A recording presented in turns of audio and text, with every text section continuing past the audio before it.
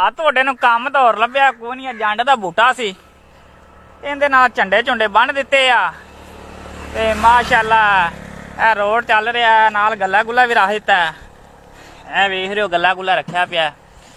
ਤੇ ਕਈ ਆ ਜਾਂਦੀਆਂ ਨੇ ਸਾਡੀ ਸੱਸ ਮਰ ਜਾਵੇ, ਕਈ ਆ ਜਾਂਦੀਆਂ ਸਾਡਾ ਸਹੁਰਾ ਮਰ ਜਾਵੇ, ਕਈਆਂ ਦਿਨ ਸਾਡੇ ਵਾਲੇ ਔਲਾਦ ਹੋਵੇ, ਕਈ ਦਿਨ ਸਾਡਾ ਵਿਆਹ ਹੋਵੇ। ਬਸ ਆਪਣੇ ਦਿਲ ਦੀਆਂ ਮੁਰਾਦਾਂ ਪੂਰੀਆਂ ਕਰਕੇ ਦੁਨੀਆ ਜਾ ਰਹੀ ਏ। ਮੈਂ ਆਦਾ ਕਾरोबार चला रहा। अस्सलामुअलैकुम वरहमतुल्लाहि वबरकातुहू।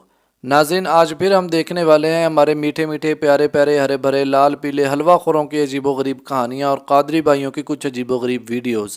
तो बिला ताख़ीर पहले कादरी भाई को सुनते हैं। खुद गौस पाक ने फरमाया ज़मीन का बैलेंस कायम है अब्दुल कादिर की वजह से। गौस पाक ने फरमाया जमीन में ये जानवरों के थनों में जो दूध होते हैं ये अब्दुल कादिर की वजह से होते हैं।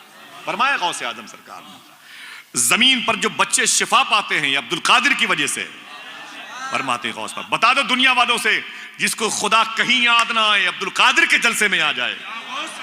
फरमाते गौस पाक, जिसने ना देखा मदीने वाले को अब्दुल कादिर को देख ले। फरमाते हुजूर गौस आजम सरकार, जिसको तमन्ना हो काबा देखने की अब्दुल कादिर का रोजा देख ले, दरबार देख ले अब्दुल कादिर का।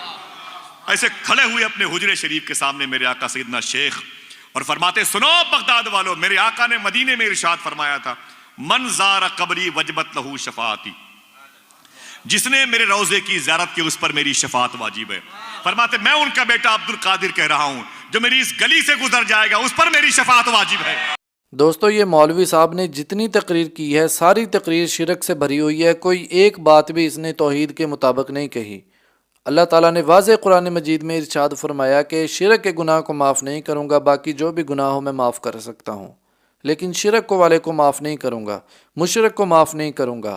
तो दोस्तों, अब आपने ये फ़ैसला करना है कि जी ये जो फ़ैसला अल्लाह ताला ने कुरान मजीद में फ़रमाया है या ये जो आयत मुबारक है ये इस मुशरक पर फिट आती है या नहीं आती। जो अल्लाह ताला की शान है, अल्लाह ताला की सिफ़ात हैं, वो इन्होंने जो है वो गौस को दे दी हैं, हुज़ूर सल्लल्लाहु अलैहि वसल्लम के बराबर ला के खड़ा कर दिया है। ये इनका गंदा अक़ीदा है, गलत अक़ीदा है। इसी तरह इनका एक और गलत अक़ीदा है, वो ये है कि जब हम कब्र में जाएंगे फ़रिश्ते हमसे मन रब्बुका का सवाल करेंगे तो हम कहेंगे कि हम कादरी हैं, गौस आज़म का नाम लेवा हैं। तो जब ये सवाल का जवाब देंगे तो फ़रिश्ते जो है वो इनका सॉफ्टवेयर अच्छे तरीके से हकीकी मानों में अपडेट करेंगे।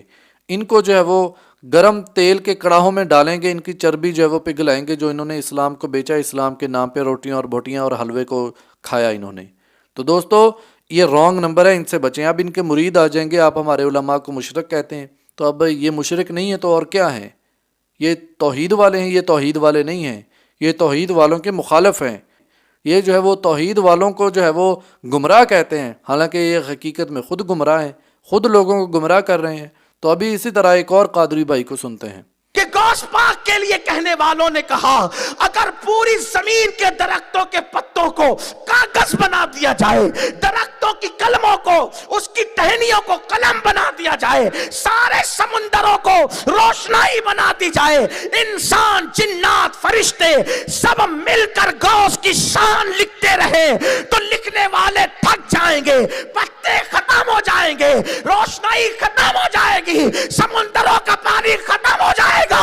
मेरे गौस की शान कभी खत्म नहीं हो सकती, क्योंकि उनकी शान ये है, वाह क्या मर्तबा ऐ गौस है बाला तेरा, ऊंचे ऊंचों के सरों से कदम आला तेरा, सर भला क्या कोई जाने कि है कैसा तेरा, औलिया मलते हैं आंखें वो है तलवा तेरा, सारे अख्ताबे जहां करते हैं काबे का तवाफ, काबा करता है तवाफे दरे वाला तेरा।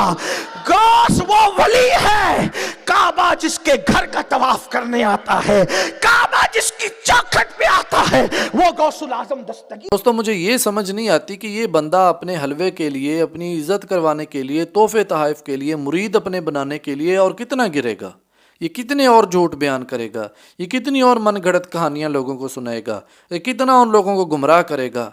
ये जो इसने कहानी आपको सुनाई है या जो वाक़या आपको सुनाया है, तकरीर सुनाई है, ये अल्लाह ताला ने अपने लिए बयान की है।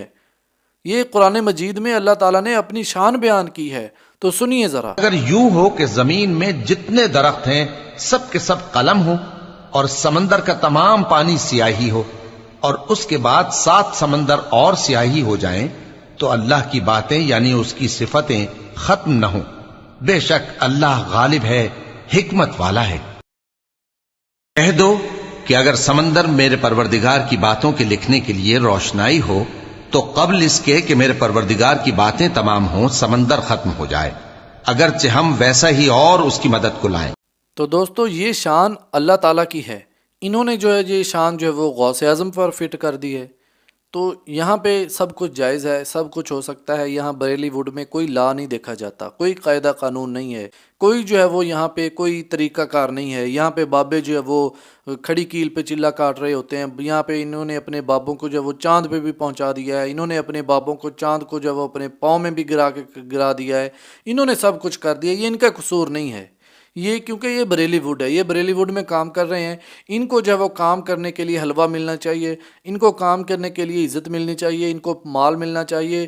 بس یہ ان کی دنیا اچھی ہو جائے، آخرت کی ان کو کوئی فکر نہیں ہے. اور نہ ان کو جو ہے وہ اپنے جو ہے وہ مسلمان بھائیوں کی کوئی فکر ہے کہ ہم خود جو ہے وہ غلط عقیدے پہ جا رہے ہیں، غلط راستے پہ جا رہے ہیں اور ہم اپنے دوسرے مسلمانوں کو تو غلط راستے پہ نہ لے کے جائیں نا.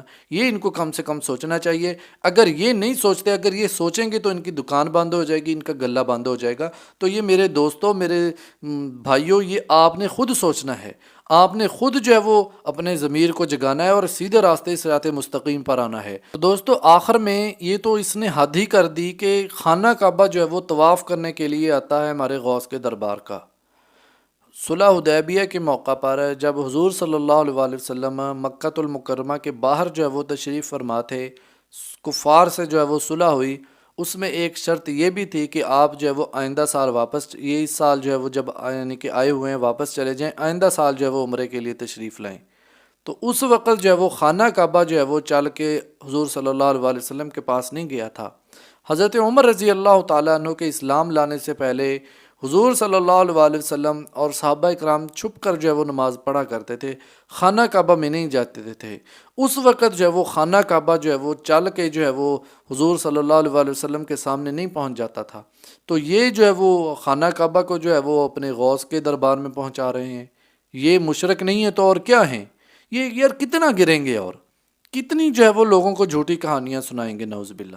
تو یہ جو ہے وہ کیسے کیسے مشرکانہ عقیدے لوگوں کو بیان کر رہے ہیں، لوگوں کے جو ہے وہ گمراہ کر رہے ہیں، ان کا غلط عقیدہ بنا رہے ہیں.